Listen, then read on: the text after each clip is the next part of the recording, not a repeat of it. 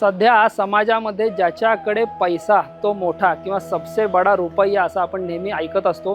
पण शास्त्रकारांनी काय सांगितलंय तर सन्मान प्राप्त होण्याची व्यक्तीसाठी 5 स्थानं सांगितली आहेत। ती कोणती आहेत ते जाणून घेणं खूप महत्त्वाचं आहे। वित्तम बंधुर वयक कर्म विद्या भवती पंचमी एतानी मान्य स्थानानी गरियो यद्यदुत्तरम असं सांगितलंय। निम्न म्हणजे हीन दर्जाचं जे स्थान आहे पहिलं ते सांगितलंय वित्त म्हणजे धनवान व्यक्ती ही सन्मान प्राप्त करण्यायोग्य असतेच, पण त्यानंतरची पुढचं त्याच्यानंतरचा अग्रक्रम जो दिलेला आहे तो कुटुंबियांना म्हणजे त्याच्याहून श्रेष्ठ कोण असतील तर आपले सगळे सोयरे कुटुंबीय जे आहेत त्यांना जास्त महत्त्व आहे। त्यानंतर वय, त्या ज्येष्ठ वयाने जी श्रेष्ठ आणि ज्येष्ठ व्यक्ती त्याला त्याच्यापेक्षा जास्त सन्मान नेहमी द्यायला पाहिजे किंवा प्राप्त होत असतो। आता वयाने ज्येष्ठ व्यक्तीपेक्षा सुद्धा कर्माने जी श्रेष्ठ आहे, सत्कर्मांनी जी श्रेष्ठ आहे तिला त्याच्याहून जास्त सन्मान प्राप्त होत असतो। आणि सर्वात मोठा सन्मान कोणाला द्यायला पाहिजे तर सांगतात विद्यावंताला। त्यामुळे विद्येचं जे काही अधिष्ठान आहे ते या सगळ्या